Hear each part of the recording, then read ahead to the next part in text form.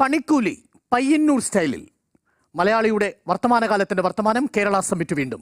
പ്രിയ പ്രേക്ഷകർക്ക് സ്വാഗതം.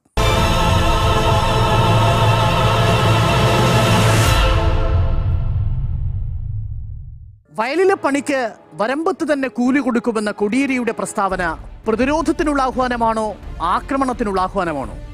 സെക്ഷൻ 108 നിലനിൽക്കുമോ? നമുക്ക് ആദ്യം കോടിയേരിയുടെ വാക്കുകൾ കേൾക്കാം. നമ്മളെ ആക്രമിക്കാൻ വന്ന ഒരാളും വന്നതുപോലെ തിരിച്ചു പോകാൻ പാടില്ല എന്ന എല്ലാ പ്രദേശത്തും ഉറപ്പുണ്ടാക്കണം. അതിന് സാധിക്കത്തക്ക വിധത്തിലുള്ള കരുത്ത് ഓരോ പ്രദേശത്തും നേരണം. നമ്മുടെ യുവാക്കൾക്കെല്ലാം ആവശ്യമായിട്ടുള്ള കായിക പരിശീലനം കൊടുക്കണം. അതുകൊണ്ട് അത്തരം സന്ദർഭങ്ങളിൽ പ്രതിരോധിക്കുക തന്നെ വേണം. പ്രതിരോധിച്ചുകൊണ്ട് മാത്രമേ ഈ ശത്രുപക്ഷത്തിന്റെ ഇത്തരം നീക്കങ്ങളെ നമുക്ക് ചെറുക്കാൻ സാധിക്കൂ. അതുകൊണ്ട് RSS BJP-ക്കാർ ഒരു കാര്യം മനസ്സിലാക്കണം. വയലിൽ പണി തന്നാൽ അതിന്റെ വരമ്പത്ത് തന്നെ കൂലി കിട്ടും എന്ന വസ്തുത BJP-ക്കാർ മനസ്സിലാക്കണം. വയലിൽ നിന്ന് വരമ്പിലേക്ക് എത്ര ദൂരം?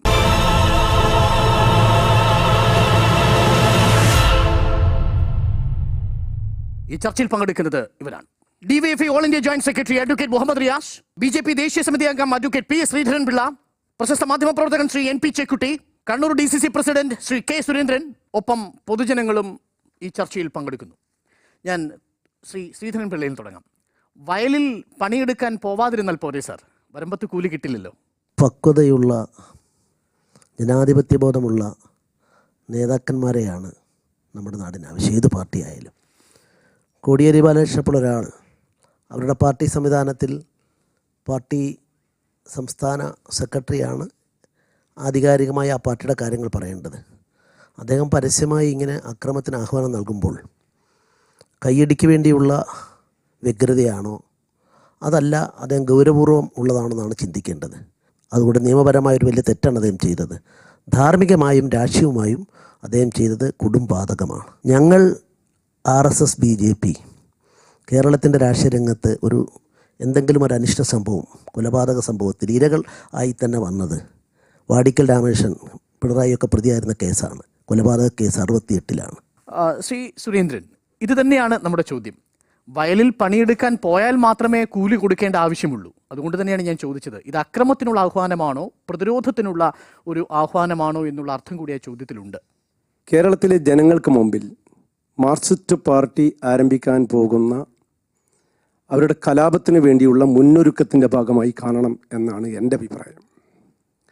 അദ്ദേഹം ഒരു സായുധ വിപ്ലവത്തിന് വേണ്ടി പാർട്ടി അണികൾക്ക് ഊർജം പകരാൻ വരമ്പത്ത് കൂലി എന്ന നിലയിൽ മാത്രമല്ല അദ്ദേഹം പറഞ്ഞത്, ഞങ്ങളുടെ പാർട്ടി ഇതിനെ നേരിടുന്നതിന് വേണ്ടിയുള്ള കായിക പരിശീലന പരിപാടിയിലേക്ക് കടക്കുകയാണ് എന്ന് അദ്ദേഹം പറഞ്ഞിട്ടുണ്ട്. നിലവിൽ തന്നെ കണ്ണൂരിൽ കായിക പരിശീലന പരിപാടികൾ നടക്കുന്നുണ്ട്. നിരവധിയാർന്ന സംവിധാനങ്ങൾ മാർക്സിസ്റ്റ് പാർട്ടിയെ സംബന്ധിച്ച് കണ്ണൂരിലെ പാർട്ടി ഗ്രാമങ്ങളിൽ നിലവിലുണ്ട്. CPM മാത്രമല്ല BJP-യും ആ വഴിക്ക് തന്നെയാണ് ചിന്തിക്കുന്നത്. ശരി, ഇപ്പോൾ ഏറ്റവും ഒടുവിൽ ഒരു സമാധാന അന്തരീക്ഷം ഉണ്ടായി. ഈ ഗവൺമെന്റ് അധികാരത്തിൽ വന്നു. അതിനുശേഷം ആദ്യം ഓപ്പൺ ചെയ്യുന്നത് BJP-ആണ്, RSS ആണ്. ഒരു കാര്യമില്ലാതെ അറിയേണ്ടത് ഇത്രയേ ഉള്ളൂ സാർ. ഇത് സെക്ഷൻ 108 വരില്ലേ? എന്തുകൊണ്ട് വൈകുന്നു കേസെടുക്കാൻ? ഭരിക്കുന്നത് CPM അല്ലേ? സ്വസ്ഥവും സുഖകരവുമായ ജീവിതം നിലനിർത്താൻ വേണ്ടിയാണ് നമ്മളൊക്കെ തന്നെ രാഷ്ട്രീയ പ്രവർത്തനം നടത്തുന്നത്. കമ്മ്യൂണിസ്റ്റുകാർ അങ്ങനെയാണ് നടത്തുന്നത്. കേരളത്തിൻ്റെ പുറത്തുള്ള സംസ്ഥാനങ്ങളിൽ പട്ടികജാതിക്കാരെ ചുട്ടുകൊല്ലുന്നു, സംഘപരിവാർ ന്യൂനപക്ഷങ്ങളെ വേട്ടയാടുന്നു. അവിടെ ഞങ്ങളില്ല, സത്യമാണ്. ഞങ്ങളുണ്ടായിരുന്നെങ്കിൽ ആദ്യം ഞങ്ങളെ കൊല്ലണമായിരുന്നു. ഞങ്ങളെ കൊന്നാൽ മാത്രമേ അവരെ കൊല്ലാൻ സാധിക്കുകയുള്ളൂ. കാരണം സെക്യുലറിസത്തിൻ്റെ ബോഡി ഗാർഡുകളായി ഞങ്ങൾ നിലകൊള്ളുന്നു. ഞങ്ങളെടുക്കുന്ന നിലപാടാണ് രാജ്യത്ത് അത്ര വലിയ പാർട്ടിയൊന്നും അല്ലാഞ്ഞിട്ടും ഞങ്ങളുടെ കേന്ദ്ര കമ്മിറ്റിയുടെ ആപ്പീസ് 6 തവണ ഇവർ എറിഞ്ഞു പൊളിക്കാൻ കാരണമായിട്ടുള്ളത്. അപ്പോൾ രാഷ്ട്രീയ നിലപാട് മുറുകെ പിടിക്കുന്നതിൻ്റെ ഭാഗമായി ഞങ്ങൾ ആക്രമിക്കപ്പെടുന്നു. സ്റ്റാറ്റിസ്റ്റിക്സ് പരിശോധിക്കാനും കണക്ക് നിരത്താനൊന്നും ഞാനില്ല. പക്ഷേ വസ്തുത ഞാൻ പറയാം. ശ്രീ നരേന്ദ്രമോദിയുടെ ഗവൺമെൻറ് വന്നതിന് ശേഷം കേരളത്തിൽ നടന്ന രാഷ്ട്രീയ കൊലപാതകങ്ങൾ പരിശോധിച്ചാൽ 80% ജീവൻ നഷ്ടപ്പെട്ടവരും CPM-കാരാണ്. ഈ ഇടതുപക്ഷ സർക്കാർ വന്നതിന് ശേഷമുള്ള ഈ ചുരുങ്ങിയ കാലത്തിനിടയിൽ 5 പേരുടെ ജീവൻ നഷ്ടപ്പെട്ടു. അതിൽ മഹാഭൂരിപക്ഷം പേരെയും കൊലപ്പെടുത്തിയത് BJP RSS ആണ്. പക്വതയെക്കുറിച്ച് പറഞ്ഞ അദ്ദേഹം പ്രതിദാനം ചെയ്യുന്ന പ്രസ്ഥാനത്തിൻ്റെ ദേശീയ പ്രസിഡന്റിൻ്റെ പേര് അമിത്ഷാ എന്നാണ്. പ്രധാനമന്ത്രിയുടെ പേര് നരേന്ദ്രമോദി എന്നാണ്. അവരുടെ പക്വത നിറഞ്ഞ കുറേ പ്രസംഗങ്ങളുണ്ട് ഗുജറാത്തിലെ വംശീയതയുടെ സമയത്തൊക്കെ. അതൊന്നും ഞാനിവിടെ ഓർമ്മപ്പെടുത്താൻ ആഗ്രഹിക്കുന്നില്ല. അതിലേക്ക് പോകുന്നതിന് മുമ്പ് അതെ ഇതിൽ കോൺഗ്രസ് എടുക്കുന്ന സമീപനം കൂടി ഒന്ന് പറയാതെ പോകാൻ വേണ്ടി സാധിക്കില്ല. അതെ അല്ല, കോൺഗ്രസോട് പറഞ്ഞല്ലോ, കോൺഗ്രസ് ആണ് കണ്ണൂരിലെ ഇത്തരം അക്രമത്തിന് എല്ലാവിധ പ്രോത്സാഹനവും നേതൃത്വവും നൽകുന്നത്. കോൺഗ്രസിലെ ഇന്റേണൽ ഫൈറ്റിന്റെ ഭാഗമായി മധു ഇച്ചരത്തു, ലാൽജി, അനീഫി ഒന്നും കൊല്ലപ്പെട്ടു മാത്രമല്ല, കോൺഗ്രസിന്റെ അവിടുത്തെ നേതാവായ കെ സുധാകരന്റെ വിഷം തുപ്പുന്ന കാബാലിക പ്രോത്സാഹനങ്ങൾ നൽകുന്ന പ്രസംഗങ്ങൾ, ആ സുധാകരനാണ് അവിടെ ഇപ്പോൾ ജാഥ നടത്തുന്നത്. ദാവൂദ് ഇബ്രാഹിം അധോലോക സംഘത്തിനെതിരെ ജാഥ നടത്തുന്ന പോലെയാണ് ശ്രീ സുധാകരൻ അവിടെ സമാധാനത്തിന് വേണ്ടി ജാഥ നടത്തുന്നത്. മറുഭാഗത്ത് നിന്നുകൊണ്ടുള്ള സംശയം ഇതാണ്: ആക്രമിക്കാൻ വരുന്നവൻ വന്ന രീതിയിൽ തിരിച്ചു പോകരുത്, അവരെ നേരിടാൻ നമ്മൾ പരിശീലനം നേടണം. അതിൻ്റെ അർത്ഥം എന്താണ് സർ? അതായത് ഇപ്പോൾ ഗുജറാത്തിലായാലും ഉത്തർപ്രദേശിലായാലും മുസഫർ നഗറിലായാലും ഹരിയാനയിലായാലും ഏകപക്ഷീയമായ സംഘപരിവാർ ആക്രമണം നടത്തുന്നു. ആരും ചെറുക്കുന്നില്ല. ചെറുക്കൽ ഉണ്ടെങ്കിൽ മാത്രമേ ഇത് തടയാൻ പറ്റൂ. വാളെടുത്ത് ആക്രമിക്കാൻ വരുന്നവന് കട്ടൻ ചായയും ലഡുവും കൊടുത്ത് സൽക്കരിക്കുകയല്ല ചെയ്യേണ്ടത്, പ്രതിരോധം തീർക്കലാണ്. ഗുജറാത്തിൽ ആ പ്രതിരോധം തീർക്കലില്ല, ഉത്തർപ്രദേശിൽ ആ പ്രതിരോധം തീർക്കലില്ല, ഹരിയാനയിൽ ആ പ്രതിരോധം തീർക്കലില്ല. അതിൻ്റെ ഭാഗമായി പട്ടികജാതിക്കാരനും ന്യൂനപക്ഷക്കാരനും കൊല്ലപ്പെടുന്നു. എന്നാൽ കേരളത്തിൽ ജനങ്ങളെ അണിനിരത്തി ആശയപരമായ പ്രതിരോധം തീർക്കാൻ CPM-ന് സാധിച്ചിട്ടുണ്ട്. ജനകീയ അണിനിരത്തിലൂടെ ഇത്തരം അക്രമവാസനയെ, ഫാസിസ്റ്റ് രീതിയെ ചൂണ്ടിക്കാണിക്കുക എന്ന ഞങ്ങളുടെ നിലപാട് ഞങ്ങൾ ശക്തമായി ഇനിയും തുടരും. സുശേക്കുട്ടി, ഇത് എങ്ങനെയാണ് ഇപ്പോഴും IPC 108 കീഴിൽ വരുന്നത് എന്നുള്ളത് ഒരു നിയമപ്രശ്നമായിട്ടിരിക്കെ ഇത് കേട്ട അണികൾ എങ്ങനെയായിരിക്കും ഇത് വ്യാഖ്യാനിക്കുക? എല്ലാവർക്കും പൂർണ്ണമായ നിയമസാക്ഷരതയൊന്നുമില്ലല്ലോ. സാധാരണക്കാരനായ ഒരു അണിയെ പ്രകോപിപ്പിക്കാനും ഒരു അക്രമത്തിലേക്ക് അവനെ പ്രേരിപ്പിക്കാനും ഈ വാചകം സഹായിക്കില്ലേ? ഞാൻ ആ പ്രസംഗം കേട്ടതാണ്. കോടിയേരിയുടെ ചില വാക്കുകൾ ഒഴിവാക്കാമായിരുന്നു എന്ന് എനിക്ക് തോന്നുന്നുണ്ട്. കാരണം അക്രമത്തിന് പ്രോത്സാഹജനകമായിട്ടുള്ള ഒരു സമീപനം ഒരു CPM സെക്രട്ടറി, പ്രത്യേകിച്ച് ഭരണകക്ഷിയുടെ ലീഡർഷിപ്പിൽ നിന്ന് വരാൻ പാടില്ലാത്തതായിരുന്നു. അങ്ങനെ തോന്നാവുന്ന തരത്തിലുള്ള വാചകം മാത്രമല്ല, അദ്ദേഹത്തിൻ്റെ ശരീരഭാഷയും യഥാർത്ഥത്തിൽ അതിന് പ്രോത്സാഹനം നൽകുന്നുണ്ട്. പക്ഷേ എനിക്ക് തോന്നുന്നത് സാങ്കേതികമായിട്ടല്ല നമ്മളിതിനെ കാണേണ്ടത്, കുറേ കൂടി ആഴത്തിൽ ആ പ്രസംഗത്തിന് ആധാരമായിട്ടുള്ള ഒരു അന്തരീക്ഷത്തെക്കുറിച്ച് കൂടി നോക്കണം. കാരണം പയ്യന്നൂർ ഒരു ക്രൈസിസ് സിറ്റുവേഷൻ ഉണ്ടായിരുന്നില്ല. ഈ തെരഞ്ഞെടുപ്പിന് ശേഷം പയ്യന്നൂർ വളരെ സമാധാനപരമായി ഇരിക്കുക. സമീപകാലത്തൊന്നും ഒരു പ്രശ്നമില്ലാത്തൊരു സ്ഥലത്ത് ഒരു പ്രവർത്തകനെ പെട്ടെന്ന് വെട്ടിക്കൊല്ലുന്നു. BJPയുടെ പ്രവർത്തകർ, ഞാൻ മനസ്സിലാക്കിയെടുത്തോളം രമേശൊക്കെ അങ്ങനെ ഞങ്ങൾ ആളല്ല, ഞങ്ങൾ അതിനകത്ത് ഉത്തരവാദികളല്ല എന്നാണ് BJPയുടെ ഒഫീഷ്യൽ ലൈൻ എന്ന് ഞാൻ മനസ്സിലാക്കുന്നത്. എന്നിരുന്നാൽ പോലും അങ്ങനെയുള്ളൊരു സാഹചര്യത്തിൽ പാർട്ടി അണികൾക്കിടയിൽ ഉണ്ടായിരിക്കുന്ന ഒരു ക്രൈസിസ് ഉണ്ട്. ഇങ്ങനെ ഒരു സുരക്ഷിതത്വമില്ലായ്മയുടെ അന്തരീക്ഷമുണ്ട്. ആ അന്തരീക്ഷത്തിൽ അണികൾക്ക് കുറേ കൂടി ഊർജ്ജം നൽകാനും ആത്മവിശ്വാസം നൽകാനുമുള്ള ഒരു പ്രവർത്തനത്തിൻ്റെ ഭാഗമായിട്ടായിരിക്കണം കോടിയേരി അങ്ങനെ ഒരു പ്രവർത്തനം നടത്തിയിരിക്കുന്നത്. എന്നാൽ പോലും കഴിഞ്ഞ കുറേ ദിവസങ്ങളായിട്ട് അധികാരത്തിലിരിക്കുന്ന ഒരു പാർട്ടി, പോലീസിനെ ഭരിക്കുന്ന ഒരു പാർട്ടി, കേരളത്തിലെ ഏറ്റവും മുഖ്യ രാഷ്ട്രീയ ഭരണത്തിലിരിക്കുന്ന ഒരു പാർട്ടി, ആ പാർട്ടിയുടെ ജില്ലാ സെക്രട്ടറിയും കഴിഞ്ഞ ദിവസം ഈ പലിശ കൊടുക്കലും കൂട്ടുപലിശ കൊടുക്കലും കൂടുതൽ ആ തരത്തിലുള്ള ഒരുതരം അനാവശ്യമായിട്ടുള്ള പ്രകോപനപരമായിട്ടുള്ള സമീപനങ്ങളിലേക്ക് പോകുന്നുണ്ട്. അത് സംസ്ഥാന സെക്രട്ടറി അത് കുറേ കൂടി എന്താ പറയുക താഴോട്ട് കൊണ്ടുവരുന്നതിന് പകരം അങ്ങനെ ഒരു അന്തരീക്ഷം ഉണ്ടാക്കിയത് നിർഭാഗ്യകരമാണ്. അതിനപ്പുറം എന്തെങ്കിലും തരത്തിലുള്ള ഒരു രാഷ്ട്രീയ ഒരു നിയമപരമായ പ്രശ്നം ഇതിനകത്ത് ഉണ്ടാവാനിടയുണ്ട് എന്ന് ഞാൻ കരുതുന്നില്ല. Advocate P. സദർപിള്ള, എനിക്കിതിൻ്റെ ഈ നിയമപരമായ ഒരു കാര്യം അറിയാൻ ആഗ്രഹിക്കുന്നത്, നിങ്ങൾ പരാതി കൊടുത്തിരിക്കുന്നത് IPC 108 ചാർജ് ചെയ്യണം എന്ന് പറഞ്ഞാണ് കൊടുത്തിരിക്കുന്നത് കോടിയേരി ബാലകൃഷ്ണനെതിരെ. കോടിയേരി ബാലകൃഷ്ണനെതിരെ IPC 108 ചാർജ് ചെയ്യാനുള്ള എന്ത് കണ്ടന്റാണ് ആ സ്പീച്ചിലുള്ളത്? കുറ്റകൃത്യത്തിനുള്ള അബറ്റ്മെൻറ്റ്, പ്രേരണ കുറ്റകരമാണ്. CPM-നെ സംബന്ധിച്ചിടത്തോളം ഞാൻ പറഞ്ഞല്ലോ, അവരുടെ കോൺസ്റ്റിറ്റ്യൂഷൻ അനുസരിച്ച് സെക്രട്ടറിയാണ്, വേറെ ആൾ പറഞ്ഞാലല്ല. അപ്പോൾ അതുകൊണ്ട് അത് ഔദ്യോഗികമായ ഒരു എടുക്കാൻ സാധിക്കും, കേസെടുക്കാൻ സാധിക്കും. രണ്ടാമത്തെ ഒരു കാര്യം, ഇതിൽ ഏറ്റവും നിയമമോ നിയമത്തിനപ്പുറത്തോ ഒരു പ്രധാനപ്പെട്ട കാര്യം എന്താ വെച്ചാൽ, CPM-ൻ്റെ ഈ സംസ്ഥാന സെക്രട്ടറി കൊലക്കേസിൽ അദ്ദേഹം പ്രസംഗം നടത്തി. ആ പ്രസംഗത്തിൻ്റെ പേരിൽ ബസന്ത് തലശ്ശേരിയിൽ ഡിസ്ട്രിക്ട് ജഡ്ജായിരിക്കുമ്പോൾ കണ്ടംപ്റ്റ് ഓഫ് കോർട്ട് എടുത്തു. ആ കണ്ടംപ്റ്റ് ഓഫ് കോർട്ടിൽ ഹൈക്കോടതിക്ക് റെഫർ ചെയ്ത് ശിക്ഷ വിധിച്ച് ഫൈൻ അടച്ച ആളാണ് CPM-ൻ്റെ. ഇതാരും പഠിക്കാത്തതുകൊണ്ട് ആർക്കും മനസ്സിലാകുന്നില്ല ആണ്. മറ്റ് 3 മുഖ്യമന്ത്രിമാർ, ഞാൻ ഒറ്റ കാര്യം കൂടെ പറയാം, വേറെ ഏതെങ്കിലും പാർട്ടിയെ സംബന്ധിച്ച് പറയാൻ സാധിക്കും. എൻ്റെ പാർട്ടിയെ പറ്റി ചൂണ്ടിക്കാണിക്കട്ടെ. ഇപ്പം പിന്നെ ഞങ്ങളുടെ അഖിലേന്ത്യാ പ്രസിഡൻറ്റിൻ്റെ കാര്യവും പ്രധാനമന്ത്രിയുടെ കാര്യം പറഞ്ഞല്ലോ, അവരെ ഒന്നും ഒരു കോടതിയും ശിക്ഷിച്ചിട്ടില്ല. ഒരു FIR പോലും നരേന്ദ്രമോദിക്കെതിരായിട്ട് പ്രൈവറ്റ് കംപ്ലൈൻ്റ് ആയിട്ട് പോലും ആരും കൊടുത്തിട്ടുമില്ല. കോൺഗ്രസ് വലിയ ചരിത്രം പറയുന്നു. നമുക്കറിയാമല്ലോ, വോട്ടവകാശം വിനിയോഗിച്ച ആളുകളെ 5 മാർക്സിസ്റ്റുകാരെ ചീമേനിയിൽ ചുട്ടുകൊന്നില്ലേ? ഈ ചരിത്രമുള്ളവരൊക്കെയാണ് വാസ്തവത്തിൽ ഞങ്ങൾ സമാധാനത്തിൻ്റെ അവധൂതന്മാരാണ്, ന്യൂനപക്ഷങ്ങളെ സംരക്ഷിക്കും. ന്യൂനപക്ഷ വോട്ട് കിട്ടാമെന്ന് പറഞ്ഞോളൂ. പക്ഷെ ഒരു വസ്തുത, എൻ്റെ പാർട്ടിയോട് ബന്ധപ്പെട്ടത് ഞങ്ങളുടെ അണികൾ ചിലപ്പം തെറ്റ് ചെയ്യുന്നുണ്ടാവാം. ഇത് എല്ലാ പാർട്ടിയിലും ഉണ്ടാവാറുണ്ട്. കോൺഗ്രസിൻ്റെ 26ഓളം കൊലക്കേസുകൾ കഴിഞ്ഞ 40 കൊല്ലത്തിനിടയിൽ ആ ജില്ലയിൽ അവർ പ്രതികളായ 26ഓളം കൊലക്കേസുകളുണ്ടായിരുന്നു. അതിൻ്റെ DC പ്രസിഡന്റ് മനസ്സിലാക്കട്ടെ. അപ്പം ഞാൻ ഒരു കാര്യം പറഞ്ഞു വരുന്നത് എന്താ വെച്ച് കഴിഞ്ഞാൽ, നേതാക്കന്മാരുടെ നിലപാടാണ്. നേതാക്കന്മാർ തന്നെ അക്രമത്തിന് ഇങ്ങനെ കൊടുക്കുന്ന പ്രവണത അത് CPMന്റെ മുതൽക്കൂട്ടാണ്, അവരുടെ മുതൽക്കൂട്ടതാണ്. ശ്രീധരൻപിള്ള, അങ്ങനെ മെച്യൂരിറ്റിയുള്ള നേതാക്കൾ BJPയിലുണ്ട് എന്ന് അവകാശപ്പെടുമ്പോൾ തന്നെയാണ് 2016 മെയ് മാസം 21-ാം തീയതി രവിശങ്കർ പ്രസാദ് യൂണിയൻ മന്ത്രി പറഞ്ഞ വാചകം തെരുവിലും പാർലമെന്റിലും നേരിടും എന്നാണ്. എന്നത് അങ്ങനെയല്ല പറഞ്ഞിട്ടുള്ളത്. അത് പറഞ്ഞു അങ്ങനെയല്ല. ഞങ്ങൾ അതിനെതിരെ പ്രതിഷേധമായിട്ട് തെരുവിലിറങ്ങും, അതോടൊപ്പം നിയമപരമായി നേരിടുമെന്നാണ് അദ്ദേഹം അത് ക്ലാരിഫൈ ചെയ്തിട്ടുണ്ട്. നല്ലൊരു ക്രിമിനൽ അഭിഭാഷകൻ, അത് അറിയാവുന്ന ആളാണ്, അദ്ദേഹം വിശദീകരിച്ചിട്ടുണ്ട്. അല്ലല്ല, ഫൈറ്റിംഗ് സ്ട്രീറ്റ് ഞങ്ങൾ ജനങ്ങളെ സംഘടിപ്പിച്ചുകൊണ്ട് തെരുവിലിറങ്ങി അതിനെതിരായിട്ട് പ്രക്ഷോഭം നടത്തുമെന്നാണ് പറഞ്ഞതിൻ്റെ അർത്ഥം. അല്ലാണ്ട് ആയുധം എടുത്ത് ഇതുപോലെ വരമ്പത്ത് കൂലി കൊടുക്കുമെന്നോ തിരിച്ചടിക്കുമെന്നോ അല്ല. തിരിച്ചടിക്കുന്നത് എവിടെയും പറഞ്ഞിട്ടില്ല. കോടിയേരി മാത്രമല്ല, പലരും കൊലക്കേസിലും മറ്റു പല കേസിലും പ്രതിയാവും. സാമൂഹിക പ്രവർത്തനം നടത്തുന്ന പലരും കേസ് പ്രതിയാവും, പിന്നെ വിട്ടയച്ചിട്ടുണ്ടാകും. അല്ല, ഞാനൊന്ന് പറയട്ടെ.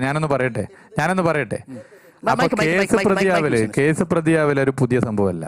പക്ഷെ അമിത്ഷായുടെ, അതെ, ഞാനൊന്ന് പറഞ്ഞപ്പോ ഇടപെട്ടിട്ടില്ല. അമിത്ഷായുടെ കാര്യം എങ്ങനെയാണോ, അമിത്ഷാ ഗർഭസ്ഥ ശിശുവിനെ തൃശ്ശൂലം കൊണ്ട് കുത്തി കയറ്റിയ വംശീയ ഹത്യകളിൽ, ഞാൻ പറയട്ടെ, നിങ്ങൾക്ക് എന്തിനാ ഭയപ്പെടുന്നത്? ഞാൻ പറയുമ്പോ ഭയപ്പെടുന്നതിനാ?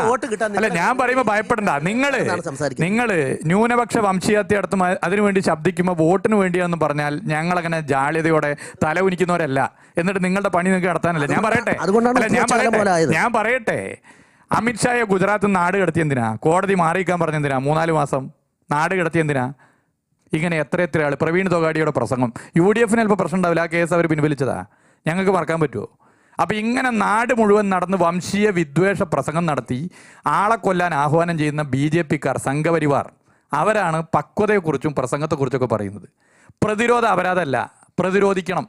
ഇന്ത്യയിൽ ഇന്ന് സെക്യുലറിസത്തിന് വേണ്ടിയുള്ള ഡിഫൻസാണ് നടക്കുന്നത്, മതനിരപേക്ഷതയ്ക്ക് വേണ്ടിയുള്ള പ്രതിരോധം. ജില്ലാ ഭാരവാഹികൾ പലിശ കൊടുക്കാൻ ആവശ്യപ്പെടുമ്പോൾ സംസ്ഥാന സെക്രട്ടറി തന്നെ അത് കൂലിയായി വരമ്പത്ത് കൊടുക്കാൻ ആവശ്യപ്പെടുന്നത് ഏതു ജനാധിപത്യ സംസ്കാരത്തിന് ചേരുന്നതാണെന്ന് അന്വേഷിക്കുകയാണ്.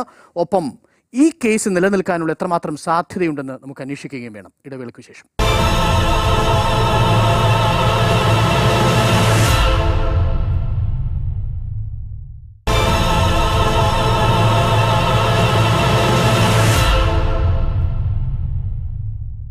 വയലിൽ നിന്ന് വരമ്പിലേക്ക് എത്ര ദൂരം? നോക്കൂ, കണക്കുകളിൽ ഒരു രസകരമായ സ്റ്റാറ്റിസ്റ്റിക്സ് ഉണ്ട്. കഴിഞ്ഞ 10 വർഷത്തെ മാത്രം രാഷ്ട്രീയ കൊലപാതകങ്ങൾ എടുത്തു നോക്കിയാൽ കമ്മ്യൂണിസ്റ്റ് പാർട്ടി അധികാരത്തിലിരിക്കുമ്പോൾ കൊല ചെയ്യപ്പെടുന്നവരിൽ RSSകാരുടെ എണ്ണം കൂടും. എന്നാൽ എപ്പോഴൊക്കെ കമ്മ്യൂണിസ്റ്റ് പാർട്ടി പ്രതിപക്ഷത്താവുന്നു അപ്പോൾ കൊല ചെയ്യപ്പെടുന്നവരിൽ എണ്ണം കൂടുന്നത് CPMകാരാണ്. ചുരുക്കത്തിൽ ഞാൻ പറഞ്ഞു വരുന്നത് ഇത്രയേ ഉള്ളൂ. ഉമ്മൻചാണ്ടി സർക്കാർ ഭരിച്ചിരുന്ന സമയത്ത് നടന്ന 32 കൊലപാതകങ്ങളിൽ 60% കൊല ചെയ്യപ്പെട്ടിരിക്കുന്നത് CPMകാരാണ്. പ്രതിയാക്കപ്പെടുകയോ കേസിൽ വിചാരണ നേരിടുകയോ ചെയ്യുന്നതിൽ 95% RSS BJP അനുഭവമുള്ളവരാണ്. അതെന്തുകൊണ്ടായിരിക്കും സർ? ഇവിടെ നിങ്ങൾ കേസിൻ്റെ എണ്ണം പറയുന്നതിന് മുമ്പ് കണ്ണൂർ സെൻട്രൽ ജയിലിൽ ഇപ്പോൾ കൊലപാതക കേസിൽ ശിക്ഷിക്കപ്പെട്ട് കിടക്കുന്നത് ആരൊക്കെയാണ്? 60 പേർ ഇപ്പോൾ കണ്ണൂർ സെൻട്രൽ ജയിലിൽ കൊലപാതക കേസിൽ ശിക്ഷിക്കപ്പെട്ട് കിടക്കുന്നു. 35 പേർ CPMകാരാണ്, 25 പേർ RSS BJPക്കാരാണ്. ഒരു കോൺഗ്രസ്സുകാരനില്ല. 2 പേരും ആവേശത്തോടെ, വീറോടെ, വാശിയോടെ പഴയ കണക്കുകൾ നിരത്തി വെച്ചുകൊണ്ട് സംസാരിക്കുന്നുണ്ടല്ലോ. ഇവിടെ കൊലപാതകങ്ങളുടെ എണ്ണത്തിൻ്റെ കണക്ക്, അക്രമത്തിന്റെ കണക്ക്, നേതാക്കളുടെ പ്രസംഗം, അതാണ് ഇവരുടെ എണ്ണി പറയുക. കൊല ചെയ്യപ്പെട്ടവരുടെ കണക്കെടുത്താലോ സർ? കൊല ചെയ്യപ്പെട്ടവരുടെ കണക്ക് ഏറ്റവും കൂടുതൽ നഷ്ടം സംഭവിച്ചത് ആളുകളുടെ എണ്ണത്തിൽ ആർക്കായിരിക്കും? ഏത് പാർട്ടിക്കായിരിക്കും? 2 പേർക്കുമുണ്ട്, കോൺഗ്രസിനുണ്ട്. 52 പേർ കോൺഗ്രസിന്റെ പ്രവർത്തകന്മാർ മരിച്ചു വീണ മണ്ണാണ് കണ്ണൂരിന്റെ മണ്ണ്. കോൺഗ്രസ് ഒരാളെ കൊല ചെയ്തിട്ടില്ല. ഇവിടെ വിഷയം എന്താണ്? ഇവിടെ കോടിയേരി ബാലകൃഷ്ണന്റെ വയലിൽ പണിയും വരമ്പത്ത് കൂലിയുമാണ് വിഷയം. ആ വിഷയത്തെപ്പറ്റി നമ്മൾ സംസാരിക്കുമ്പോൾ 947 മുതൽ ഇതുവരെ നടന്ന കൊലപാതകങ്ങളുടെ എണ്ണത്തിന്റെ കണക്കല്ല. എന്തുകൊണ്ട് അദ്ദേഹം അങ്ങനെ ഒരു സ്റ്റേറ്റ്മെന്റ് ഇറക്കി? എന്തുകൊണ്ട് അദ്ദേഹം അങ്ങനെ പ്രസംഗിച്ചു? വയലിൽ പണിയാൻ വേണ്ടിയാണ്. വയലിൽ പണിയാൻ ആളുകൾ വരുന്നത് കൊണ്ട്. വയലിൽ പണിയാൻ ആളുകൾ വരുമ്പോൾ എന്ത് വേണം എന്നതിനെ സംബന്ധിച്ച് ആ പാർട്ടിക്കൊരു നയമുണ്ടോ? അതാണ് കൊല്ലനാണോ? വരമ്പത്ത് കൂലി. എന്നാ പിന്നെ പരസ്യമായിട്ട് കൊല്ലുന്നവനെ കൊല്ലും എന്നാണോ തീരുമാനം? അതൊരു ജനാധിപത്യ രാഷ്ട്രീയ പ്രസ്ഥാനത്തിന് ചേർന്ന പണിയാണോ? റിയാസ് തന്നെ പറഞ്ഞു, ഒരു സെക്കൻഡ്, റിയാസ് തന്നെ പറഞ്ഞു, ഞങ്ങൾ ജനങ്ങളെ ഞാൻ പറയട്ടെ, കൊല്ലുന്ന് പറഞ്ഞിട്ടില്ല, ഞാൻ പറഞ്ഞിട്ടെങ്കിൽ പറയാം, കൊല്ലുന്ന് പറഞ്ഞിട്ടില്ല. പക്ഷേ സംഘപരിവാറിന്റെ ഈ അക്രമവാസനക്കെതിരെ ഗുജറാത്തിലെ ഉത്തർപ്രദേശിലെ കോൺഗ്രസ്സുകാരെ പോലെ ഓടി ഒളിക്കാൻ ഞങ്ങൾ തയ്യാറല്ല. ഞങ്ങൾക്ക് നിലപാടുണ്ട്. ഇവിടെ കേരളവും കണ്ണൂരുമാണ് നമ്മുടെ ചർച്ചയിലുള്ളത്. രാജ്യം മുഴുവൻ, ലോകം മുഴുവൻ കണ്ണിന് കണ്ണും പല്ലിന് പല്ലില്ല. അതാണ് ഇവരുടെ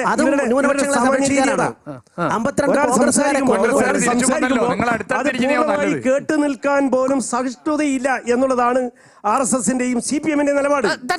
പക്ഷെ അപ്പോഴും എന്റെ സംശയം ഇതാണ്, കൊല്ലാൻ വരുന്ന ഒരാളോട് ഇപ്പോൾ നേരത്തെ റിയാസിന്റെ വാക്കുകൾ ഉദ്ധരിക്കുകയാണെങ്കിൽ ലഡുവും കട്ടൻ ചായയൊക്കെ കൊടുത്ത് തിരിച്ചയക്കുകയാണോ ചെയ്യേണ്ടത്? അല്ല, റിയാസ് തന്നെ പറഞ്ഞിട്ടുണ്ടല്ലോ, രണ്ട് കാര്യം റിയാസ് പറഞ്ഞിട്ടുണ്ട്. എന്താ പറഞ്ഞത്? ഞങ്ങൾ ജനങ്ങളെ സംഘടിപ്പിച്ച് ജനാധിപത്യപരമായ രീതിയിൽ ഇത്തരം നടപടികൾക്കെതിരെ ഞങ്ങൾ പോരാടും എന്ന് ഒരു ഭാഗത്ത് പറയുകയും മറുഭാഗത്ത് ഞങ്ങൾ കണക്ക് തീർത്തും കൊല്ലും എന്ന് പറയുകയും ചെയ്യുന്നത് ശരിയാണോ? ഒരു സംശയം, കേരളത്തിലും കണ്ണൂർ ജില്ലയിലും ഇത്തരം അക്രമത്തിന് എന്നും നേതൃത്വം കൊടുത്ത പാർട്ടി കോൺഗ്രസ് പാർട്ടിയാണ്. പക്ഷെ കോൺഗ്രസിന്റെ ഒരു പ്രത്യേകത എന്താ അറിയോ? വർത്താനൊന്ന് പ്രവർത്തി വേറെ. ഇതൊക്കെ പക്ഷെ ഇന്ന് നാട്ടുകാർക്ക് മനസ്സിലാവും. അതെല്ലാം CPMന്റെ ജോലിയാണ്, വളരെ വ്യക്തമായി അറിയാം.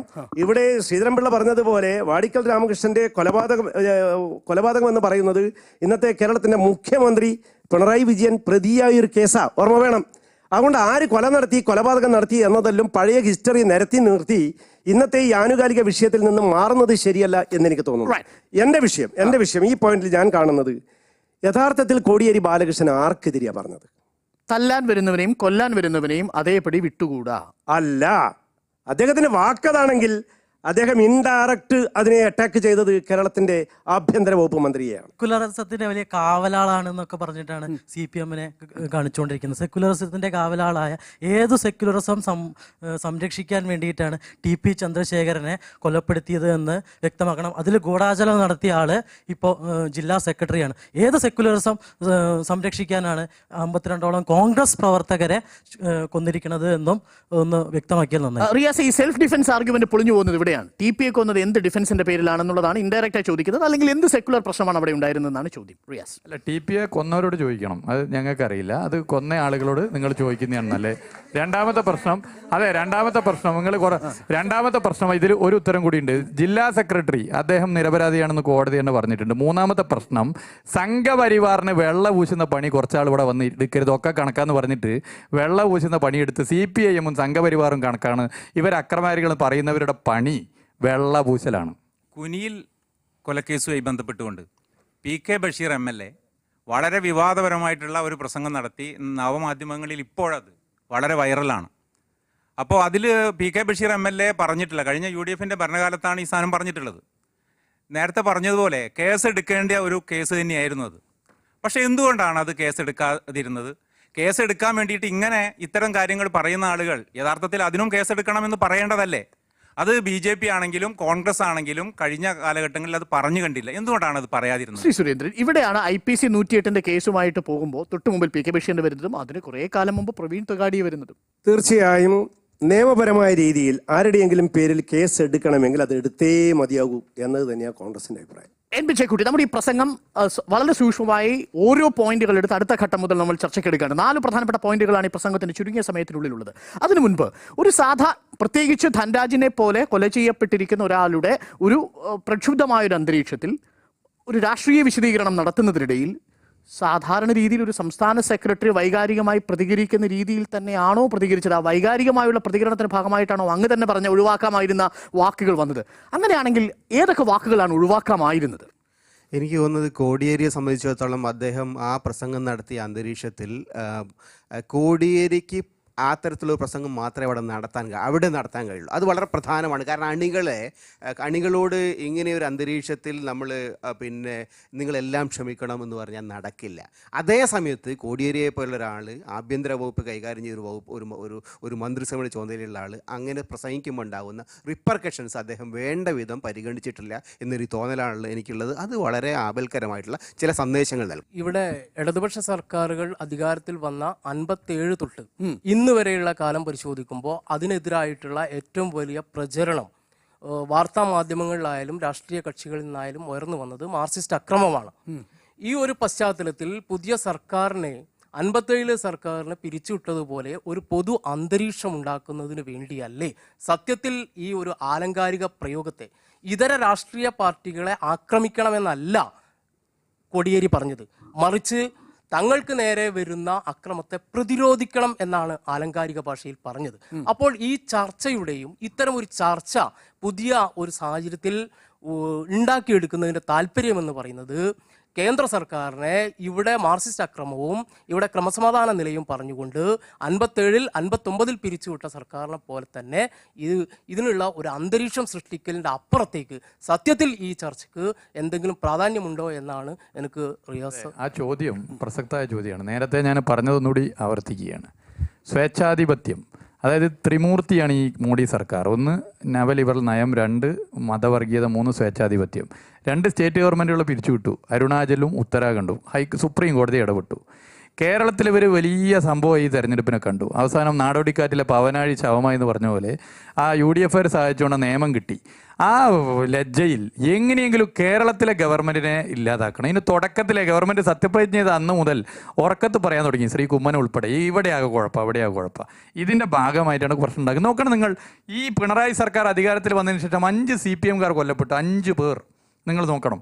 അപ്പം കേരളത്തിൽ ബോധപൂർവം CPM-നെ ആക്രമിക്കുക, എന്നിട്ട് കുഴപ്പമെന്ന് വരുത്തിയെടുക്കുക, എന്നിട്ട് ഡൽഹിയിൽ ചിത്രപ്രദർശനം നടത്തുക, ഡൽഹിയിൽ AKG ഭവൻ ആക്രമിക്കുക, അങ്ങനെ നാഷണൽ മീഡിയകളിൽ കേരള കുഴപ്പമെന്ന് വരുത്തിയെടുക്കുക, അങ്ങനെ കാര്യം എളുപ്പത്തിൽ നടത്തുക എന്നുള്ളൊരു ശ്രമമാണ് നടത്തുന്നത്. ഇതൊക്കെ ജനങ്ങൾക്ക് മനസ്സിലാവും. ഇത് ശരിക്കും ഒഫൻഡഡ് ആണ് എന്ന് തോന്നുന്നത്, പാടില്ലായിരുന്നു എന്ന് തോന്നിയ റിമാക്സ് താങ്കൾക്ക് ഏതാണ്? ഓരോന്നോരോന്നായി എടുത്തു നോക്കിയാൽ നമ്മൾ കായിക പരിശീലനം നൽകണം, പ്രദേശത്തെ ആളുകളെ തയ്യാറാക്കണം, ഏതിന്? മിന്നൽ ആക്രമണത്തിൻ്റെ പേരിൽ ആളുകളെ സജ്ജരാക്കണം, രാഷ്ട്രീയമായി നേരിടണം, കായിക പരിശീലനം നൽകണം. ഇതൊക്കെ അത്ര കുഴപ്പം പിടിച്ച കാര്യങ്ങളാണ്. അല്ല, ഇതിനെ സംബന്ധിച്ചിടത്തോളം താങ്കൾ പറഞ്ഞുള്ള സ്പ്ലിറ്റ് ചെയ്തല്ല നോക്കേണ്ടത്. ഒരു പ്രസംഗം നടത്തുമ്പം ആ പ്രസംഗത്തിൽ എന്താണ് ഉത്തരവാദിത്വപ്പെട്ട നേതാവ് നൽകുന്ന സന്ദേശം, എന്താണ്, അതെങ്ങനെയാണ് ആഹ്വാനമായി മാറുന്നത്? കാരണം എണ്ണയിട്ട യന്ത്രം പോലെ പ്രവർത്തിക്കുന്ന മിഷനറിയുള്ള പാർട്ടിയാണ് CPM. അവരെ അന്ധമായി ആ പാർട്ടിയെ സംബന്ധിച്ചിടത്തോളം നല്ല അണികൾ, എന്തും ചെയ്യുന്ന അണികളുണ്ട്. അങ്ങനെയുള്ള ഓരോരോ നേതാവ് അത് പറയുമ്പം, അതുകൊണ്ടാണ് ഞാൻ പറയുന്നത്, ഇപ്പം ഞാനൊരു പാർട്ടിയുടെ സ്റ്റേറ്റ് പ്രസിഡൻ്റ് ആയിരുന്ന ആളാണ്. എൻ്റെ ജീവിതത്തിൽ ഒരിക്കൽ പോലും അക്രമ സംഭവങ്ങളിൽ ഞങ്ങളുടെ ആൾ കൊല്ലപ്പെട്ട സംഭവങ്ങളൊക്കെ പോയി പ്രസംഗിക്കാറുണ്ട്. ഇപ്പോഴും പോകാറുണ്ട്, ഇപ്പം അധികം പോകാറില്ല. എങ്കിലും നേരത്തെ അന്ന് ഔപചാരികമായി പ്രസിഡന്റ് എന്നുള്ളതിൽ പോയിട്ടുണ്ട്. ഞങ്ങൾ ആരും ഒരിക്കലും തിരിച്ചടിക്ക് അല്ലെ കാണിച്ചു തരാം പ്രകോപനമുണ്ടാക്കാതെ. ഞാൻ ചോദിക്കട്ടെ, അത് RSS ആണ്. സജ്ജമാക്കുന്ന നേതൃത്വം ഉണ്ടാകണം. ആ നേതൃത്വം ഉണ്ടാകുന്നില്ല എന്നാണ് ഏറ്റവും ദുഃഖകരമായ കാര്യം. അതുകൊണ്ടാണ് ഞാൻ പറഞ്ഞത്, അത് എൻ്റെ സുഹൃത്ത് തെറ്റിദ്ധരിച്ചാണ് പറഞ്ഞത്. CPM-ൻ്റെ സംസ്ഥാന സെക്രട്ടറി കൊലക്കേസിനോട് ബന്ധപ്പെട്ട് നടത്തിയ പ്രസംഗത്തിൻ്റെ പേരിൽ തലശ്ശേരി കോടതി എടുത്ത കേസിൽ കണ്ടംപ്റ്റ് ഓഫ് കോർട്ടിന് ശിക്ഷിക്കപ്പെട്ട് ആ ശിക്ഷ ഫൈൻ അടച്ച ആളാണ്. ആ ആൾ അതേപോലെ പോലീസ് സ്റ്റേഷൻ മുമ്പിൽ ബോംബുണ്ടാക്കാൻ ആഹ്വാനം കൊടുത്ത പ്രസ്താവന വിവാദമായി നമുക്കറിയാം. വീണ്ടും അദ്ദേഹം ഇത്തരം പ്രസ്താവനകൾ ചെയ്യുമ്പോൾ ആശങ്കയുണ്ട്. ആ ആശങ്കയാണ് ഇവിടെ. ആ ആശങ്കയുണ്ട്. അത് ക്രിമിനൽ കുറ്റമാണ്, അധാർമികമാണ്. പിന്നെ അതിനിപ്പം ന്യൂനപക്ഷങ്ങളുടെ പേര് പറഞ്ഞിട്ട് ഒരു സ്ട്രാറ്റജി ആക്കിയിട്ട് ന്യൂനപക്ഷങ്ങളെ ഇങ്ങനെ ഇക്കിളിപ്പെടുത്തിയിട്ട് എന്താ കാര്യം? ന്യൂനപക്ഷത്തിൻ്റെ ഒന്നും ന്യൂനപക്ഷമായാലും ഭൂരിപക്ഷമായാലും എല്ലാവർക്കും കായിക പരിശീലനം കൊടുക്കണം എന്ന് കോടിയേരി ബാലകൃഷ്ണൻ പറയുന്നു. നമ്മുടെ പ്രദേശത്തുള്ളവർക്ക് കായിക പരിശീലനം കൊടുക്കണം. ആരാധനാലയങ്ങളിൽ കായിക പരിശീലനം നടത്തുന്നുണ്ടോ ശാഖകൾ? ആ ശാഖകൾ കായിക പരിശീലനം നടത്തുന്നത് താങ്കൾ അത് തെറ്റിദ്ധരിച്ച് പറയുന്നതാണ്. എനിക്ക് അതിനോട് യോജിക്കാൻ നിർവാഹമില്ല. ഒരിക്കലും ആ തരത്തിലുള്ള ആയുധ പരിശീലനം RSS-നോട് ബന്ധപ്പെട്ട് നടക്കുന്നില്ല. വ്യായാമങ്ങളല്ലാതെ ആയുധ പരിശീലനം നടത്താറില്ല. ആയുധ പരിശീലനം നടത്താൻ ഒരിക്കലും ഞങ്ങൾ ഏതെങ്കിലും RSS-ഓ BJP-യോ ആഹ്വാനം നൽകിയ ഒരു സംഭവവും നിങ്ങൾക്ക് ആർക്കും ചൂണ്ടിക്കാണിക്കാനും സാധിക്കും. ഈ കുറുവടി ആയുധത്തിന്റെ കുറുവടി തുടങ്ങിയത് 48-ലാണ്.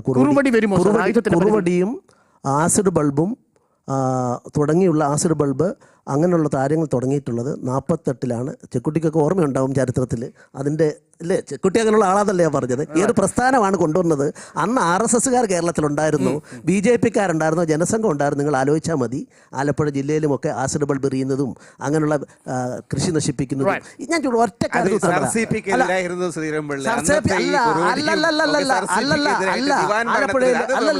അല്ല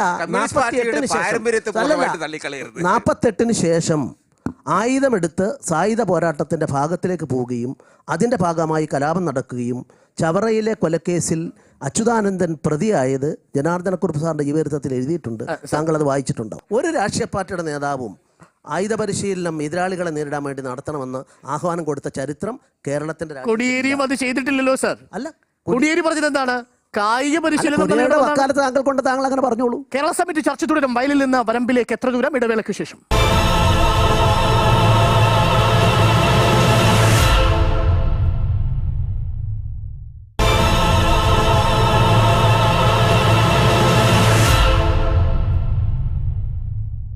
കോടിയേരി ബാലകൃഷ്ണന്റെ പ്രസംഗം ആരെയാണ് യഥാർത്ഥത്തിൽ പ്രതിരോധത്തിലാക്കുന്നത്? ആഭ്യന്തര വകുപ്പിനെ തന്നെയാണോ? കേരള സമിതി അന്വേഷിക്കുകയാണ്. വയലിൽ നിന്ന് വരമ്പിലേക്ക് എത്ര ദൂരം? കോടിയേരി ഒരിക്കലും ആയുധം എടുത്തുകൊണ്ട് പരിശീലനം നേടണമെന്നോ അല്ലെങ്കിൽ നമ്മുടെ ആളുകൾ ആയുധം എടുത്ത് സജ്ജരാകണമെന്നോ ഒരിക്കലും കോടിയേരി പ്രസ്ഥാനത്തില്ല. കൃത്യമായിട്ട് അദ്ദേഹം പറയുന്നുണ്ട്, നമ്മൾ പരിശീലനം ആരോഗ്യ പരിശീലനം നൽകണമെന്നേ പറയുള്ളൂ. അത് നിങ്ങളെ പോലെ യോഗ നൽകിക്കൂടെ?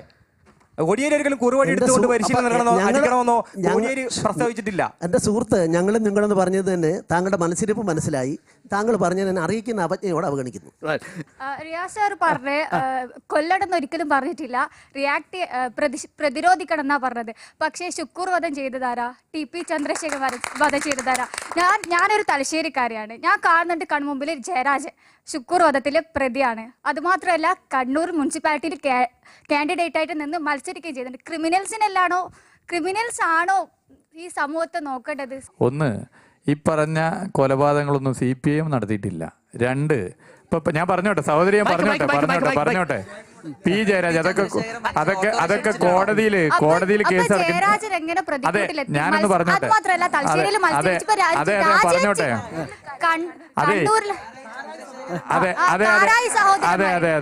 ആ സഹോദരി പറഞ്ഞോട്ടെ. നിങ്ങൾ പിന്നെ പാർട്ടി ഓഫീസിൽ നിന്ന് വരുന്നതാണ്. അവരങ്ങനെയല്ല, അവർ പറഞ്ഞോട്ടെ. പ്രതിയാവുക എന്ന് പറഞ്ഞാൽ അത് ചെയ്തുകൊണ്ടാവണല്ലോ. പ്രതി പലരും ആവുന്നുണ്ട്. നമ്മളൊക്കെ പല കേസിലും പ്രതിയാണ്. കോടതി ശിക്ഷിക്കണം.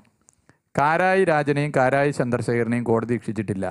അവരെ ഇപ്പോൾ കേസ് നടക്കുന്നത് വരെ കണ്ണൂർ ജില്ലയിൽ നിന്നും മാറി നിൽക്കാൻ പറഞ്ഞു.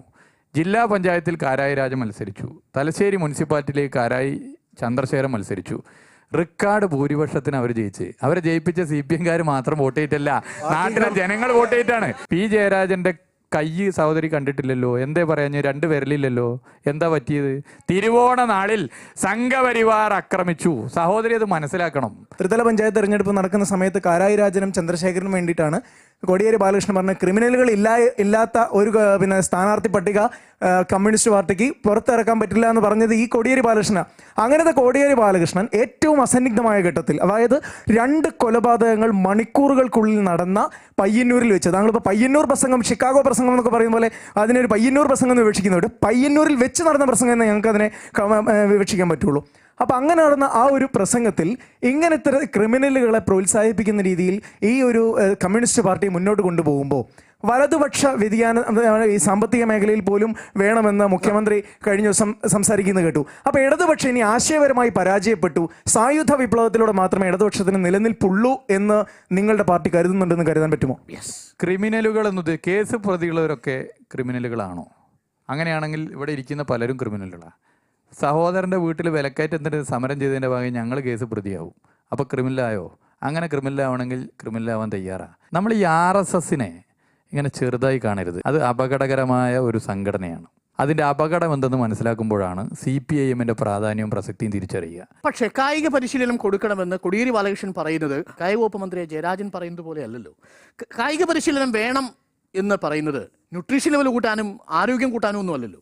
കായിക പരിശീലനം നടത്തലും ഇപ്പോൾ DYFI ഞങ്ങൾ കായിക പരിശീലനം നടത്താം, യൂത്ത് ബ്രിഗേഡ് സംഘടിപ്പിക്കുന്നുണ്ട്. അത് സന്നദ്ധ സേവന പ്രവർത്തനത്തിനാണ്. ഇതിലെ ഈ കോണ്ടെക്സ്റ്റിൽ നമ്മൾ എടുക്കേണ്ട പ്രധാനപ്പെട്ട പ്രശ്നം സജ്ജരാക്കുക. അതായത് ശക്തമായ പ്രതിരോധത്തിന് RSSന്റെ കായികപരവും ആശയപരവുമായ അക്രമത്തെ നേരിടാൻ സജ്ജരാക്കുക. കായിക പരിശീലനം ഞാൻ പറയുന്നത് സജ്ജരാക്കുക. അതിലെല്ലാം ഉണ്ട്, മനസ്സിലായില്ല? എല്ലാം ഉണ്ട്. സജ്ജരാക്കി നിർത്തുക. ഈ പ്രദേശത്തെ ചെറുപ്പക്കാരും സ്ത്രീകളും പുരുഷന്മാരും കായിക പരിശീലനം നേടണം എന്ന് മാത്രം പറഞ്ഞതാണോ അപകടമാകുന്നത്? അങ്ങനെയാണെങ്കിൽ അതെങ്ങനെ പോലീസിനെതിരെയാവും എന്നുള്ളതാണ് ചോദ്യം. അല്ല, എനിക്കുള്ള ആശങ്ക ഈ പഴയ തലമുറയിലെ സായുധ കലാപമൊക്കെ ചെയ്യണമെന്നുള്ള തിയറി വന്ന ഒരു തലമുറ കമ്മ്യൂണിസ്റ്റ് പാർട്ടിക്കുണ്ട്. പുതിയ തലമുറ അതിനേക്കാൾ അക്രമവാസന അവരുടെ വാക്കുകളിൽ പതിയിരിക്കുന്നു എന്നുള്ളത് കൂടുതൽ അപകടകരമാണ്. ഇപ്പോൾ കേരളം പോലുള്ള സംസ്ഥാനത്ത് സ്റ്റേറ്റ് സബ്ജക്റ്റാണ് ലോ ആൻഡ് ഓർഡർ.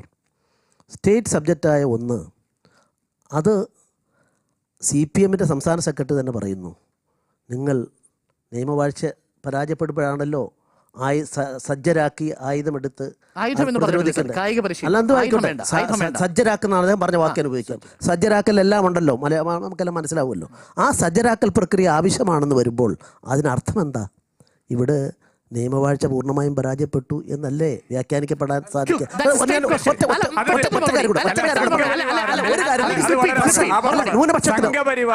അപകടകരമായ ആശയത്തെ ബോധ്യപ്പെടുത്തൽ പോലീസിന്റെ പണിയാണോ? അല്ലല്ലോ, പോലീസ് ആ പണിയല്ലല്ലോ എടുക്കുന്നത്. ആ ആശയ വ്യക്തത വരുത്താനും സജ്ജരാക്കാനും പോലീസിന് പറ്റില്ല. ആശയത്തിന്റെ കാര്യത്തിൽ വരുന്നു, സജ്ജമാക്കലാണ്. പക്ഷെ കായിക പരിശീലനം നേടി കേരളത്തിലെ ജനങ്ങളെ സംരക്ഷിക്കാൻ പാർട്ടി തയ്യാറാവുന്നു എന്ന് പറഞ്ഞാൽ അതിന് കായിക പരിശീലനം നേടണം, കായിക പരിശീലനം നേടണം എന്ന് പറഞ്ഞാൽ പോലീസ് ആയുധം എന്നുള്ള പദം ഉപയോഗിച്ചു. കായിക പരിശീലനം ഒരു പാർട്ടിക്ക് കായിക പരിശീലനമാകാം, അത് പല രീതിയിലേക്കും ആയി മാറാം. അത് കായിക പരിശീലനത്തെ നിങ്ങൾ ഇങ്ങനെ എന്തിനാ കാണുന്നത്? എന്തിനെങ്ങനെ പേടിക്കുന്നത്? അല്ല, ഞാൻ ചോദിക്കുന്നത് ഇങ്ങനെ പേടിക്കേണ്ട ആവശ്യമുണ്ടോ?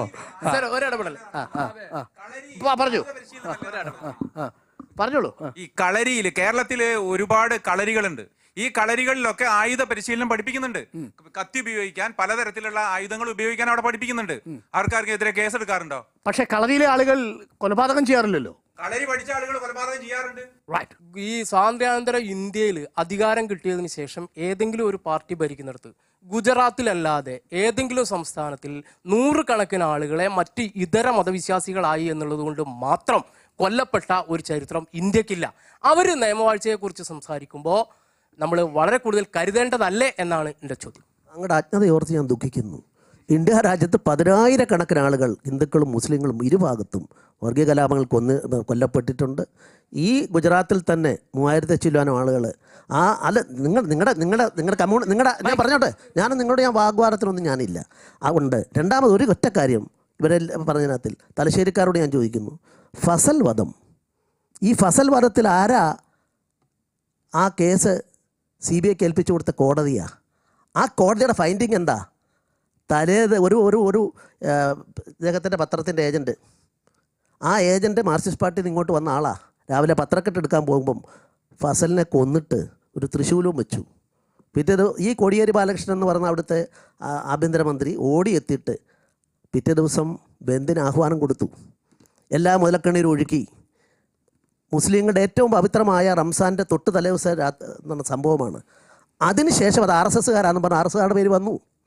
ഒരു DYSP അന്വേഷിച്ച് കണ്ടെത്തിയപ്പം അയാളെ കള്ളക്കേസിൽ കുടുക്കി. ജഡ്ജ്മെൻറ്റ് എൻ്റെ കയ്യിലുണ്ട്, CPMകാർ ചെയ്ത് DYFക്കാർ ചെയ്ത് എന്താന്ന്. ഇത് കോടതിയുടെ ഫൈൻഡിങ് ആണ്. ആ കോടതിയുടെ ഫൈൻഡിങ് ഉള്ള അവസരത്തിൽ ന്യൂനപക്ഷങ്ങളെ കൊന്നു മാത്രമല്ല, അത് അസത്യമാക്കി RSSകാരുടെ തലയിൽ വെച്ചിട്ട് പിന്നെ ആ കേസിലാണ് കാരായ രാജന്മാരും മറ്റും അതിലും പ്രതികളാണ്. ഇതെല്ലാം ആസൂത്രണം ചെയ്യുന്ന ഒരു പാർട്ടിയാണ് എൻ്റെ ചോദ്യം ബഹുമാനപ്പെട്ട മുഖ്യമന്ത്രി ശ്രീ പിണറായി വിജയൻ ആഭ്യന്തര വകുപ്പിൻ്റെ തലപ്പത്തിൽ ഇരുന്നിട്ടും എന്തിനാണ് സ്വന്തം പാർട്ടിക്ക്, എന്തിനാണ് സ്വന്തം സംവിധാനത്തെ ഉപയോഗിക്കേണ്ടി വരുന്നത്? ഒരു പാരലൽ സംവിധാനം എന്തിനാണ്? സംഘപരിവാറിൻ്റെ അപകടകരമായ മതവിധ്വംസക വർഗീയ ജാതീയ പ്രവർത്തനങ്ങൾ, ആ പ്രവർത്തനങ്ങൾ രാജ്യത്തെ സാമ്പത്തിക നയത്തിൻ്റെ ഭാഗമായുള്ള വികാരം തിരിച്ചറിഞ്ഞ് ജനം ഒറ്റക്കെട്ടായി നിൽക്കാതിരിക്കാനുള്ള ബോധപൂർവമായ ഇടപെടലാണ് എന്ന് മനസ്സിലാക്കി കൊടുക്കേണ്ട ഉത്തരവാദിത്വം കേരളത്തിലെ CPIM-നുണ്ട്. അത് CPIM നിർവഹിക്കുന്നു. അത് നിർവഹിക്കും. അതൊരു പാരലൽ സംവിധാനമല്ല. അതിന് ഭരണകക്ഷിയാണെങ്കിലും പ്രതിപക്ഷ കക്ഷിയാണെങ്കിലും നിർവഹിക്കും. ഇവർ അപകടകാരികളാണ്. ഇവരോട് സന്ധി ചെയ്യാൻ പറ്റില്ല. യഥാർത്ഥത്തിൽ കോടിയേരി ബാലകൃഷ്ണൻ നടത്തിയ പ്രസംഗത്തിൽ പറയുകയുണ്ടായി, പോലീസുകാർ നിൽക്കേണ്ടത് ഇരകളോടൊപ്പമാണ്, വേട്ടക്കാർക്കൊപ്പമല്ല. കോടിയേരി ബാലകൃഷ്ണൻ പറയുന്ന സമയത്ത് പിണറായി വിജയനാണ് ആഭ്യന്തര വകുപ്പ് മന്ത്രി. എന്താണ് നമ്മൾ വായിച്ചെടുക്കേണ്ടത്? കാരണം കഴിഞ്ഞ 5 കൊല്ലം ഭരിച്ചത് UDF ആണെങ്കിലും BJPയുടെ ഒരു സംസ്ഥാന ഗവൺമെൻറ് ഭരിക്കുകയാണെങ്കിൽ എങ്ങനെയാണോ പോലീസ് സഹായിച്ചു കൊടുക്കുക, അതുപോലെയാണ് RSSകാരെയും സംഘപരിവാരെയും സഹായിച്ചത്. അപ്പോൾ ഈ പോലീസ് ഭരണം മാറിയാൽ 1 മാസം കൊണ്ട് അതേ പോലീസാണല്ലോ. ഇപ്പോൾ ഉഗാണ്ടയിൽ നിന്ന് ആഫ്രിക്കയിൽ നിന്നൊന്നും വരില്ല. അപ്പോൾ ആ ഓർമ്മ വെച്ച് ചില പോലീസുകാർ ചില ഓഫീസുകളിൽ ഇടപെടുന്നുണ്ടോ എന്ന സംശയം പ്രവർത്തകർക്കുണ്ട്. ആ സംശയം ഒന്ന് അദ്ദേഹം ഇവിടെ പറഞ്ഞതായിരിക്കും. എന്താണ് വാസ്തവത്തിൽ റിയാസി പറയുന്നത്? ആൾക്ക് മനസ്സിലാക്കേണ്ട ഭാഷയിൽ പറയണ്ടേ? അവിടുന്ന് ഒരു സഹോദരി ചോദിച്ചു, ഒരു ചോദ്യത്തിന് ഒരു വ്യക്തമായ മറുപടി പറയാൻ റിയാസിന് കഴിഞ്ഞിട്ട് ഞാൻ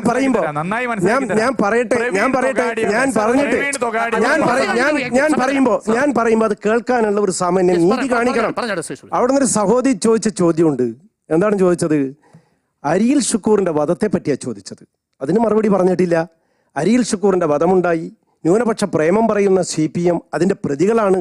അരിയിൽ ഷുക്കൂർ വധക്കേസിലെ പ്രതി CPMൻ്റെ കണ്ണൂർ ജില്ലാ സെക്രട്ടറി P. ജയരാജനും DYFI നേതാവായ റിയാസിൻ്റെ സുഹൃത്ത് TV രാജേഷുമാണ്. ആ കേസ് നിലവിൽ നിൽക്കുന്നു. ഇവിടെ തലശ്ശേരിയിലെ ഫസൽ വധക്കേസുണ്ടായി. ആ വധം നടന്ന ചിത്രം ഇവിടെ ചൂണ്ടിക്കാണിച്ചിട്ടുണ്ട്. അതുമായി ബന്ധപ്പെട്ട് മറുപടി ഉണ്ടായില്ല. പറയട്ടെ പയ്യന്നൂരിൽ ഒരു മിനിറ്റ് ഞാനൊന്ന് പറയട്ടെ പറഞ്ഞു തീരട്ടെ. നിങ്ങൾ ഇതിന് ഇത്ര ഒന്ന് കേൾക്കാനുള്ള ഒരു സാവകാശം കൊടുക്ക്. എന്നിട്ട് പറഞ്ഞോ. പയ്യന്നൂരിൽ ഫസൽ വധക്കേസുണ്ടായി. ഇതെല്ലാം ന്യൂനപക്ഷങ്ങളെയല്ലേ കൊന്നിട്ടിരിക്കുന്നത്.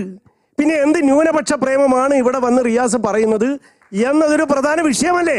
ഷുക്കൂർ വാദത്തിലൊന്നും ഞങ്ങള് ആസൂത്രണം ചെയ്തില്ല. പിന്നെ കോൺഗ്രസ് നേതാവ് പറയുമ്പോൾ കൈയടിക്കുന്നവർക്ക് മുഴുവൻ മറുപടി കൊടുക്കാൻ വയ്യ. ഏതേക്ക് കോൺഗ്രസിന്റെ DCC പ്രസിഡന്റ് പറയുമ്പോൾ അവിടെ ഇരുന്നിട്ട് എന്ത് പറഞ്ഞാലും കൈയടിക്കുന്നവർക്ക് ഉത്തരം പറഞ്ഞു പോകും.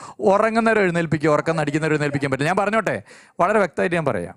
എന്താണ് കഴിഞ്ഞ ഭരണകാലത്തുള്ള വ്യത്യാസം മനസ്സിലായില്ലേ? പ്രവീൺ തൊഗാഡിയുടെ പ്രസംഗം കേസ് പിൻവലിച്ച നിങ്ങളല്ലേ?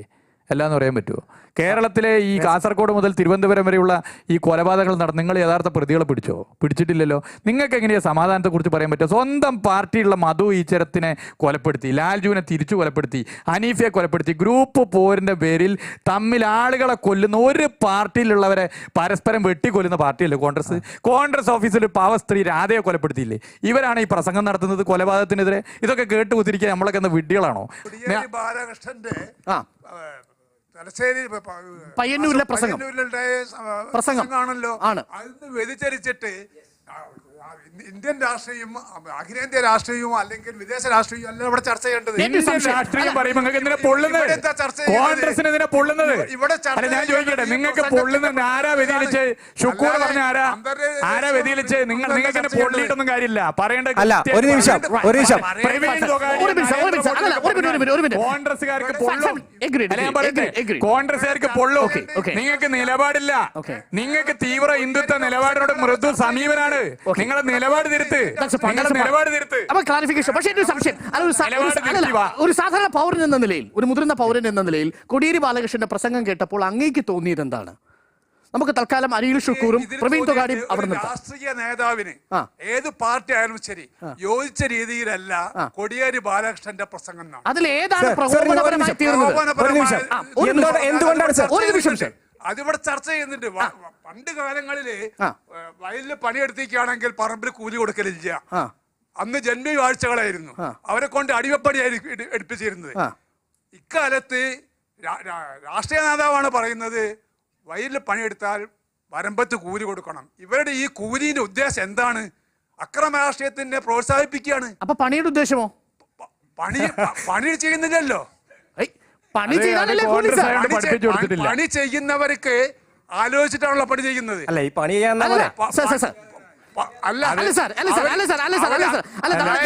ആരാണോ അക്രമമായിട്ട് വയലിൽ പണിയെടുക്കുന്നവർ ചെയ്യാൻ പാടില്ല.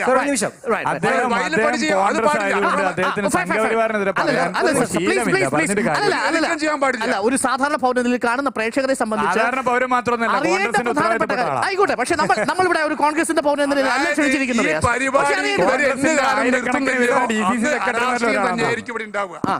അല്ല, സ്വാഭാവികമായി ഈ ചോദ്യത്തിന് ഉത്തരം നൽകാൻ കഴിയാത്തിടത്തോളം കാലം കോടിയേരി ബാലകൃഷ്ണനെ കുറ്റപ്പെടുത്തേണ്ടതുണ്ടോ എന്നതാണ് സംശയം. പണിയെടുക്കാൻ പോകുന്നത് കുറ്റകൃത്യമാണെങ്കിൽ പണിയെ പ്രതിരോധിക്കുന്നത് എങ്ങനെയാണ് ഒരു കുറ്റകൃത്യമാവുന്നത്? അതാണ് IPC 96 പറയുന്നത്. തെറ്റുണ്ടോ സർ? ശ്രീധരൻപിള്ള കൂട്ടിച്ചേർക്കാണ്. ഇവിടെ എന്തുകൊണ്ടാണ് ഇവിടെ RSSകാർ വിദ്വേഷ പ്രസംഗം നടത്തിയിട്ടുണ്ടോ? അപ്പോഴൊന്നും കോൺഗ്രസ്സുകാർക്ക് ഇല്ലാത്ത ഒരു പ്രതിഷേധം, ഒരു പ്രതിരോധം എന്തുകൊണ്ട്? കോടിയേരി പ്രസംഗത്തിൽ എന്താണ് പ്രശ്നം? അതിന് വിഷയം ഉയർത്തിക്കൊണ്ടുവന്നുകൊണ്ട് CPM ഒരു അക്രമ സംഘടനയാണെന്ന് ഉയർത്തിക്കൊണ്ടുവരാം. ഒരു നിമിഷം സർ, ഇവിടെ മുമ്പ് സൂചിപ്പിച്ചു പ്രവീൺ തൊഗാഡിയുടെ കാര്യം. അത് മാത്രമല്ല, മഹാരാജാസ് കോളേജിൽ ഒരു SIയെ ആക്രമിച്ച കേസ് 5 ABVP പ്രതിയാണ്. ഉമ്മൻചാണ്ടി സർക്കാരാണ് ആ കേസ് തള്ളിക്കളഞ്ഞത്. MG college. ഇത്തരത്തിൽ RSSന് വേണ്ടി വിടുവേല ചെയ്യുന്ന ഒരു ഭരണമായിരുന്നു കഴിഞ്ഞ ഭരണം. ആ ഭരണം ഇവിടെ ഉണ്ടാവില്ല എന്നുള്ള കൃത്യമായ ബോധ്യമുണ്ട് കോടിയേരിക്ക്. അദ്ദേഹം ആഭ്യന്തരത്തിനെതിരല്ല അദ്ദേഹം പറഞ്ഞിട്ടുള്ളത്. മുമ്പ് പറഞ്ഞതുപോലെ ഒരു സംശയ ദൂരീകരണം മാത്രമേ നടത്തിയിട്ടുള്ളൂ. ഒരിക്കലും അല്ല. എൻ്റെ സുഹൃത്തിൻ്റെ തെറ്റായ ഒരു ധാരണയാണ്. അദ്ദേഹം പയ്യന്നൂരിൽ ചെയ്ത പ്രസംഗത്തിൻ്റെ അകത്ത് രണ്ട് കാര്യങ്ങളുണ്ട്. ഞാൻ ഈ പ്രവീൺ തൊഗാടി എല്ലാം നിൽക്കട്ടെ, ഇവിടെ കോടിയേരി ബാലകൃഷ്ണന്റെ പ്രസംഗം കഴിയട്ടെ. പ്രവീൺ തൊഗാഡിയുടെ പേരിൽ കേസ് എടുക്കാതെ വിട്ടെങ്കിൽ കേസ് എടുക്കേണ്ട വിഷയം തന്നെയാണ്. അതിലൊന്നും മറിച്ച അഭിപ്രായം എനിക്കില്ല. ഞാൻ പറഞ്ഞല്ലോ നേരത്തെ പറഞ്ഞ കാര്യമാണല്ലോ, പിന്നെ അത് ആവർത്തിക്കേണ്ട കാര്യമില്ലല്ലോ, ആവർത്തിച്ചതുകൊണ്ട് പ്രയോജനമില്ലല്ലോ. കോടിയേരി ബാലകൃഷ്ണന്റെ പ്രസംഗത്തിനകത്ത് രണ്ട് പ്രധാന കാര്യമുണ്ട്. ഒന്ന്, അദ്ദേഹം അണികളോട് സായുധ വിപ്ലവത്തിന് ആഹ്വാനം ചെയ്യും. പറയട്ടെ ഇല്ല എന്ന് പറയാൻ പാടില്ലല്ലോ. അദ്ദേഹം അണികളോട് പറഞ്ഞിരിക്കുന്ന കാര്യം എന്താ? എന്താണ്? വരമ്പത്തെ കൂലി എന്ന് പറഞ്ഞാൽ പയ്യന്നൂരിൽ നടന്ന വിഷയം തന്നെയാണ്. രാത്രി 10 മണിക്ക് ധനരാജ് കൊല്ലപ്പെടുന്നു. ധനരാജ് കൊല്ലപ്പെട്ട് മണിക്കൂറുകൾക്കകം കൊല്ലപ്പെട്ട് മണിക്കൂറുകൾക്കകമാണല്ലോ BMS-കാരൻ കൊല്ലപ്പെടുന്നത്. വരുമ്പോ തന്നെയല്ലേ കൂലി? അത് തന്നെയല്ലേ കോടിയേരി പറഞ്ഞത്? എവിടെയാ തെറ്റ്?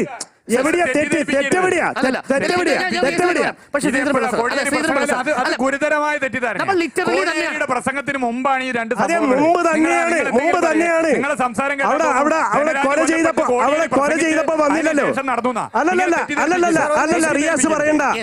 10 മണിക്ക് കൊലയും 12 മണിക്ക് കൊലയും എന്ന് പറഞ്ഞാൽ കോടിയേരി അവിടെ വന്ന് പ്രസംഗിച്ചിട്ടില്ലല്ലോ. പക്ഷേ അതാണ് സംഭവിച്ചത്. പ്രതിരോധം തീർക്കാൻ നമ്മൾ നമ്മളുടെ ഗ്രാമങ്ങളിൽ സ്വയം തയ്യാറാകേണ്ടതുണ്ട് എന്നർത്ഥം വരുന്ന തരത്തിൽ കോടിയേരി ബാലകൃഷ്ണൻ പ്രസംഗിച്ചിട്ടുണ്ടെങ്കിൽ ആർക്കാണ് കേരള സംസ്ഥാനം, അല്ലെങ്കിൽ ആരാണ് കേരള സംസ്ഥാനത്തെ ജനങ്ങളുടെ സ്വത്തിനും ജീവനും സംരക്ഷണം കൊടുക്കേണ്ടത്? അവരെ ഭരിക്കുന്നതാരാണ്? അവരുടെ ആഭ്യന്തര വകുപ്പ് കൈകാര്യം ചെയ്യുന്നതാരാണ്? അപ്പോൾ പ്രസംഗം ആഭ്യന്തര വകുപ്പിനെതിരെയാകുമോ?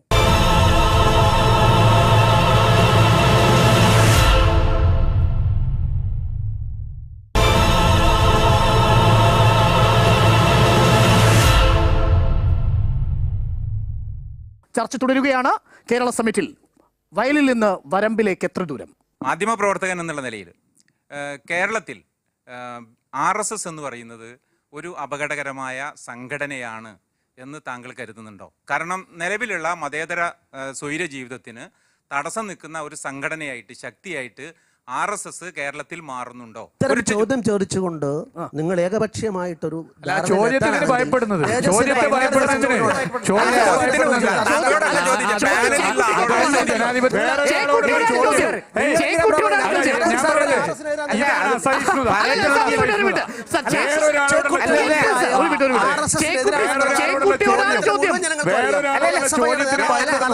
എന്തുകൊണ്ടാണ് ജയക്കുട്ടി സാർ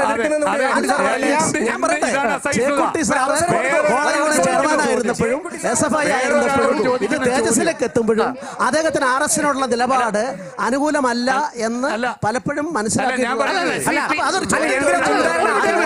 ആവശ്യമില്ല എന്ന് ഞാൻ പറഞ്ഞു. സ്റ്റേജ് മാനേജിംഗ് ആണ്, ചെയ്തോളൂ നിങ്ങൾ. യഥാർത്ഥത്തിൽ നമ്മുടെ ചർച്ചാ വിഷയം വേറെയാണ്. പക്ഷെ RSS-നോട് എന്റെ നിലപാട് പറയാം. എനിക്ക് RSS-നോട് യോജിപ്പില്ല, അവരുടെ ഹിന്ദുത്വ രാഷ്ട്രീയത്തോട് എനിക്ക് യോജിപ്പില്ല. അതേ സമയത്ത് RSS അടക്കമുള്ള പ്രസ്ഥാനങ്ങൾക്ക് ഈ രാജ്യത്ത് ജനാധിപത്യ വ്യവസ്ഥയ്ക്ക് അകത്ത് നിന്നുകൊണ്ട് പ്രവർത്തിക്കാനുള്ള അവകാശമുണ്ട്. അവരുടെ ആശയ പ്രചാരണം അവർ നടത്താം. അതിനെതിരായിട്ടുള്ള പ്രചാരണം ഞാനും നടത്തുന്നുണ്ട്, ദീർഘകാലം നടത്തിയിട്ട് നീ നടത്തുകയും ചെയ്യും.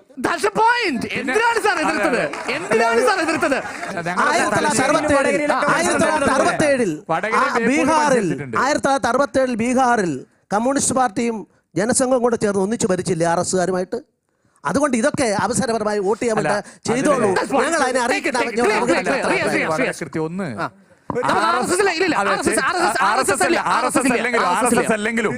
ചെക്കുട്ടി സാർ പറഞ്ഞ എല്ലാ കാര്യത്തിലും ഒരു കാര്യത്തോടെ ഞാൻ വിയോജിപ്പുണ്ട്. അതായത് RSS എന്ന ചോദ്യവും ഈ വിഷയം തമ്മിൽ എന്താ ബന്ധമല്ല? ബന്ധമുണ്ട്. RSS ഈ സകല കുഴപ്പത്തിനേയും കാരണം അത് ബന്ധമുള്ള കാര്യം തന്നെയാണ്. ഈ RSS ഈ പണി നിർത്തിയാൽ ഈ കേരളം സ്വസ്ഥാവും, ഇന്ത്യ സ്വസ്ഥാവും. അതുകൊണ്ട് ആ ചോദ്യം പ്രസക്തമായ ചോദ്യം. അപ്പൊ ഈ കോടിയേരിയുടെ ഈ പ്രസംഗം ശരിക്കും എന്റെ ആഭ്യന്തര വകുപ്പായിരുന്നു മികച്ചത്, പിണറായിയുടെ അബദ്ധമാണ് എന്നൊരു സൂചന ഉണ്ടോ? നിങ്ങളുടെ മനസ്സും നിങ്ങളുടെ ചോദ്യം തമ്മിൽ ബന്ധമുണ്ടാവാതിരിക്കട്ടെ. അങ്ങനെയാണ് നിങ്ങളുടെ ജീവിതം തന്നെ കട്ടപ്പോകുകയായിരിക്കും. ഗാന്ധിജി താമസിച്ചിരുന്ന ഇന്ത്യയിലെ ഒരു സംസ്ഥാനത്തിലെ ഏറ്റവും പ്രധാനപ്പെട്ട രാഷ്ട്രീയ കക്ഷിയുടെ സെക്രട്ടറി ഇത്തരത്തിലൊരു പ്രസ്താവന നടത്തിയത് അപമാനകരമാണെന്ന് വിശ്വസിക്കുന്ന ഒരു വ്യക്തിയാണ് ഞാൻ. ഇപ്പൊ ഈ ഞങ്ങളെ കൊല്ലാതിരിക്കണമെങ്കിൽ ഞങ്ങളെ കൊല്ലാതിരിക്കണമെങ്കിൽ ഞങ്ങൾക്കൊരു നിലപാടുണ്ട്. ഇപ്പൊ നാത്തൂറാം ഗോഡ്സെ RS കാരനാണ്, വ്യക്തിപരമായ കാര്യത്തിനല്ല രാഷ്ട്രപിതാവിനെ കൊന്നത് എന്ന് ഞങ്ങൾ പറയുന്നിടത്തോളം RS ഞങ്ങളെ കൊല്ലും, ആക്രമിക്കും. പക്ഷെ ഞങ്ങളത് പറയും. എന്റെ അഭിപ്രായത്തിൽ ഈ ചർച്ച നമ്മൾ രാഷ്ട്രീയ പ്രേരിതമായ മറ്റൊരു തലത്തിലേക്ക് കൊണ്ടുപോകുന്നതിന് പകരം ഒരു സാമാന്യ ശരാശരി മലയാളി ചിന്തിക്കേണ്ടത് ആ തലത്തിലേക്കല്ല. ഒരാൾ പാടത്ത് പണിയെടുക്കാനും മറ്റേയാള് വരമ്പത്ത് കൂലി കൊടുക്കാനും അല്ല ചെയ്യേണ്ടത്. ഇത് രണ്ടും നിർത്തിയിട്ട് നല്ലൊരു തലത്തിലേക്ക് ഇതിനെ മാറ്റാനുള്ള പണി നിർത്തണം, കൂലി നിർത്തണം. പണി നടന്നാൽ പണി നടക്കാതിരിക്കാനുള്ള പണി നമ്മൾ അതിനാണ് ഇവിടെ ആഭ്യന്തര വകുപ്പ്. ഇവിടെ ആഭ്യന്തര വകുപ്പിന്റെ ശക്തമായ ഞങ്ങൾ കൺക്ലൂഡ് ചെയ്യും. Riyas, thanks for the conclusion. പക്ഷേ കൺക്ലൂഷൻ മുമ്പ് അവസാന ഘട്ടത്തിൽ ഈ പോയിന്റ് കേരള സമ്മിറ്റിൽ അവസാനിപ്പിക്കാൻ പോവുകയാണ്. റിയാസ്, എന്തെങ്കിലും എതിർപ്പുണ്ടെങ്കിൽ പറയാം. ഇവിടെ പണി ചെയ്യാനും കൂലി ചെയ്യാനും പ്രകോപിപ്പിക്കലല്ല ആവശ്യം. പണി നടക്കാതിരിക്കാൻ ശ്രദ്ധിക്കുന്ന ഒരു പോലീസ് സംവിധാനത്തെ കാര്യക്ഷമമായി കൊണ്ടു നടക്കാൻ ശേഷിയുള്ള ഒരു സർക്കാർ സംവിധാനത്തെ പിണറായി വിജയന്റെ നേതൃത്വത്തിൽ ഉണ്ടാക്കുകയാണ് ആവശ്യം. അത് പാർട്ടി സെക്രട്ടറി ഇടപെട്ട് ചെയ്യുകയായിരുന്നില്ലേ ആവശ്യം? അതല്ലേ നമ്മൾ പ്രതീക്ഷിക്കേണ്ടിയിരുന്നത്? അതാണോ ചോദ്യം? ഈ രാഷ്ട്രീയ പാർട്ടികൾ കാലങ്ങളായിട്ട് ഇത് തുടരുകയാണ്. ഇത് ഒരിടത്തും ഒരു ചർച്ചയിലും അവസാനിക്കാൻ പോകുന്നില്ല. പക്ഷേ ഞാൻ ഇവരോട് ചോദിക്കണം, സമാധാനപൂർണമായ ഒരു അന്തരീക്ഷമാണ് നിങ്ങളൊക്കെ ഇവിടെ ജനങ്ങൾക്ക് വേണ്ടി അല്ലെങ്കിൽ പണിയെടുത്തുകൊണ്ടിരിക്കുന്നത് എങ്കിൽ ഇത് അവസാനിപ്പിക്കാൻ രണ്ട് കൂട്ടർക്കും ബാധ്യതയുണ്ട്. പക്ഷെ ഇതിവിടെ നിലനിൽക്കുക എന്നത് അവരുടെ വളർച്ചയുടെ ഒരു കാര്യമാണ്. ഇത് കൃത്യമായ രാഷ്ട്രീയമായ ഊർജ്ജമായി മുതലെടുക്കുക എന്നത് ഈ രാഷ്ട്രീയ പാർട്ടികളുടെ ഒക്കെ നിലനിൽപ്പിന്റെ ഞാനതിലോട് യോജിക്കുകയാണ്. കാരണം ഈ കണ്ണൂരിലെ വയലൻസിന്റെ ഏറ്റവും വലിയ പ്രശ്നം എന്ന് പറയുന്നത് രാഷ്ട്രീയ കക്ഷികളെ ക്രിമിനൽ സംഘങ്ങൾ ഏതാണ്ട് കൈയടക്കിയിരിക്കുന്ന വളരെ ഭീകരമായിട്ടൊരവസ്ഥ കണ്ണൂരുണ്ട്. നമുക്ക് നോക്കിക്കഴിഞ്ഞാൽ സമീപകാലത്തുണ്ടായ ഓരോ കേസിലും ഈ ക്രിമിനലുകൾ ഏറ്റെടുക്കുകയും ക്രിമിനലുകളെ രാഷ്ട്രീയ പാർട്ടികൾ സംരക്ഷിക്കുകയും ചെയ്യുന്ന അവസ്ഥയുണ്ടായിട്ടുണ്ട്. അത് അവസാനിപ്പിക്കാനുള്ള ഒരു അന്തരീക്ഷം ഉണ്ടാക്കാനാണ് പാർട്ടികൾ ശ്രമിക്കേണ്ടത്. നിർഭാഗ്യവശാൽ കോടിയേരിയെ സംബന്ധിച്ചോളം ആ ഒരു ഗൗരവമുള്ള ഒരു സമീപനത്തിലേക്ക് അദ്ദേഹം പോയില്ല. അദ്ദേഹത്തിന്റെ പാർട്ടി ഭരിക്കുന്ന സമയത്ത് ഉണ്ടായതിലാണ് ഞാൻ തുടക്കം മുതലേ പറഞ്ഞത്. അദ്ദേഹത്തിന്റെ വാക്കുകൾ അദ്ദേഹം വളരെ ഗൗരവമായിട്ട് പരിശോധിച്ച് ചെയ്യേണ്ടതായിരുന്നു. ഒരാള് അക്രമ രാഷ്ട്രീയം, മറ്റൊരാള് വർഗീയത, വേറൊരാള് പോക്കറ്റ് നടക്കാനുള്ള ശ്രമം, അഴിമതി, ഒന്നും പറയണ്ട. ഇവരൊക്കെ ഇത്തരം നേതാക്കളെ കൊണ്ട് പൊറുതി മുടുന്നത് നമ്മൾ സാധാരണ ജനങ്ങളാ. നിങ്ങളിങ്ങനെ നേതാക്കളായിട്ട് നമ്മളെ എലക്ട് ചെയ്ത് വിടുന്ന സമയത്ത് ഒരുപാട് പ്രതീക്ഷകൾ ഞങ്ങൾക്കും ഉണ്ടാവും. അപ്പോൾ നിങ്ങളുടെ ഇതുമായിട്ട് പോവുകയാണ് ചെയ്യുന്നത്. അപ്പൊ ജനങ്ങൾ എന്ന രീതിയിൽ നമ്മൾ എന്താ ചെയ്യേണ്ടത്? നോക്കുകുത്തുകളായിട്ട് നിൽക്കുകയാണോ വേണ്ടത്? ഇവിടെ ഇദ്ദേഹം ഇതിനൊരു കൺക്ലൂഡ് ചെയ്തുകൊണ്ടുള്ള ഒരു വാക്ക് പറയുകയുണ്ടായി, പണിയും വേണ്ട കൂലിയും വേണ്ട. അത് അക്രമ രാഷ്ട്രീയത്തിന് അറുതി വരുത്തണം എന്നൊരു പോയിന്റിലേക്കാണ് യഥാർത്ഥത്തിൽ വിരൽ ചൂണ്ടുന്നത്. കഴിഞ്ഞ 5 കൊല്ലം UDF ഗവൺമെന്റ് ഭരിച്ചു. അന്ന് പ്രതിപക്ഷത്തിരുന്ന രാഷ്ട്രീയ പ്രസ്ഥാനം പറയാത്ത വാക്ക് ഇന്ന് ഭരണകക്ഷി രംഗത്ത് നിന്നുകൊണ്ട് കോടിയേരി ബാലകൃഷ്ണൻ എന്ന് പറയുന്ന സംസ്ഥാന സെക്രട്ടറി, മുഖ്യമന്ത്രിയുടെ ഏറ്റവും അടുത്ത നമ്പർ 1 അനുയായി എന്ന് ജനം അറിയപ്പെടുന്ന ഒരാൾ, അദ്ദേഹം തന്നെ പരസ്യമായി നമ്മുടെ സംരക്ഷണത്തിന് വേണ്ടി നമ്മളിതാ തയ്യാറാകേണ്ടിയിരിക്കുന്നു എന്ന് പറഞ്ഞാൽ കേരളത്തിൻ്റെ ആഭ്യന്തര വകുപ്പ് അമ്പേ പരാജയമാണ് എന്ന് പാർട്ടി സെക്രട്ടറിയുടെ ഏറ്റവും ശക്തമായ വാക്കായി കേരള സമൂഹം കാണുന്നു. എന്താണ് ഇതിന് മറുപടിയുള്ളത്? UDF ഭരിക്കുന്ന സമയത്ത് പോലീസിനെതിരെ പറഞ്ഞിട്ടില്ല എന്ന് പറഞ്ഞാൽ അദ്ദേഹം ഏത് ലോകത്താ എനിക്കറിയില്ല. ഉമ്മൻചാണ്ടി അല്ലായിരുന്നു അന്ന് മുഖ്യമന്ത്രി, ഉമ്മൻ മോഡി ആയിരുന്നു കേരളത്തിന്റെ മുഖ്യമന്ത്രി. CPM-ഉം BJP-യും മനസ്സ് വെച്ചാൽ കണ്ണൂരിലെ കൊലപാതക രാഷ്ട്രീയം അവസാനിപ്പിക്കും.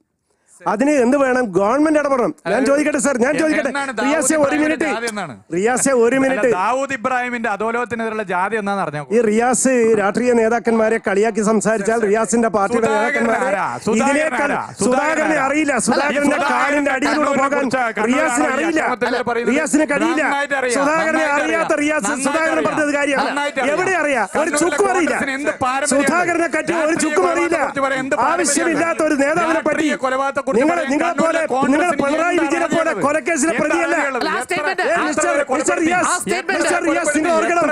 പിണറായി വിജയനെ പോലെ കൊലക്കേസിലെ പ്രതിയല്ല. ഓർക്കണം നിങ്ങൾ. സുധാകരനെ അറിയില്ല. നിങ്ങൾക്ക് അറിയാത്ത ആളെ പറ്റി സംസാരിക്കണ്ട. അറിയാത്ത ഇപ്പോഴും പറയുന്നത് കണ്ണൂരിലെ രാഷ്ട്രീയത്തിന് എന്റെ സംസ്കാരം അനുവദിക്കുന്നില്ല. സുധാകരൻ ജാഥ നയിക്കുന്നതിന് തുല്യമാണ് ദാവൂദ് ഇബ്രാഹിം അധോലോകത്തിനെതിരെ ജാഥ നയിക്കുന്നത്. ദാവൂദ് ഇബ്രാഹിം എന്ന് വിളിക്കുന്നതിനെ നമ്മൾ അനുകൂലിക്കുന്നില്ല.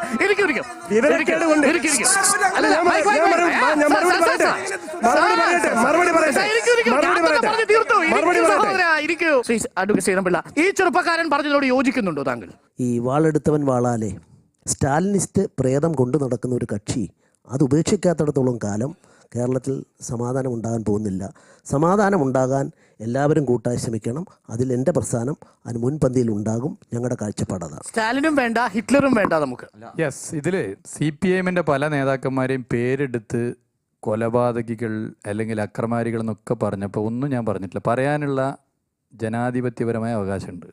അതുപോലെ BJPയുടെ അമിത്ഷായി ഇന്ത്യൻ പ്രധാനമന്ത്രി വരെ പറഞ്ഞപ്പോഴും ശ്രീധരൻപിള്ള സാറ് ഒന്നും അതിന് തീർത്ത് പറഞ്ഞിട്ടില്ല. ജനാധിപത്യപരമായ അവകാശമുണ്ട്. അതുപോലെ കോൺഗ്രസിൻ്റെ സുധാകരൻ ഉൾപ്പെടെയുള്ളവർ നടത്തുന്ന അക്രമം പറയാനുള്ള പൂർണ്ണമായ ജനാധിപത്യപരമായ അവകാശം എനിക്കുണ്ട്.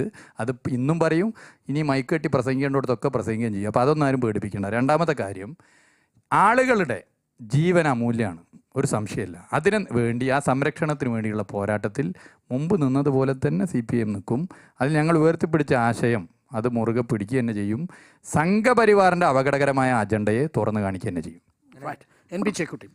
കണ്ണൂർ യഥാർത്ഥത്തിൽ വയലൻസിൻ്റെ ഒരു ദീർഘമായ ഹിസ്റ്ററി ഉണ്ട്. അക്കാര്യത്തിൽ യാതൊരു തർക്കമില്ല. പക്ഷേ എനിക്ക് തോന്നുന്നത് നമ്മുടെ കാലം മാറുകയാണ്. വയലൻസിന് കൊണ്ട് നമുക്കിനി മുമ്പോട്ട് പോകാൻ കഴിയില്ല.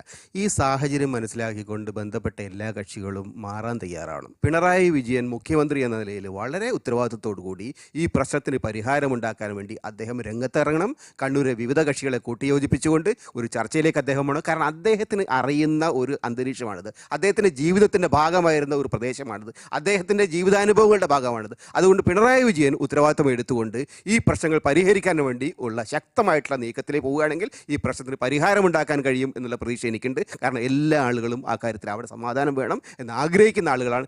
എല്ലാ കക്ഷികൾക്കും ആ അഭിപ്രായമുണ്ട്. അദ്ദേഹം ആ കാര്യത്തിൽ മുൻകൈ എടുക്കുക എന്നുള്ളത് മാത്രമാണ് പ്രശ്നം. കോടിയേരി ബാലകൃഷ്ണൻ പറഞ്ഞ പണിക്കും കൂലിക്കും പോകാത്ത ഒരുപാട് പേർ വയലിനും വരമ്പിനും അപ്പുറത്തുള്ളവരുണ്ട് നമ്മുടെ നാട്ടിൽ. അവർക്ക് വേണ്ടത് പണിയും കൂലിയുമല്ല, സമാധാനപരമായ ജീവിതമാണ്. അതുകൊണ്ട് തന്നെ കേരള സമിറ്റ് അവസാനിപ്പിക്കാൻ ഇങ്ങനെ ആഗ്രഹിക്കുന്നു. ഒരു ഗോത്രവൈരത്തിൻ്റെ പാരമ്പര്യം അത് പണിക്ക് പോകുന്നവരും കൂലി കൊടുക്കാൻ നടക്കുന്നവരും സൂക്ഷിക്കുന്നത് മാനവിക കേരള സംസ്കാരത്തിന് എത്രത്തോളം ചേരുന്നതാണ്. പ്രേക്ഷകർ ആലോചിക്കൂ. വീണ്ടും എത്താം അടുത്തയാഴ്ച. അതുവരെ എ വീക്ക് എ ബ്രേക്ക്.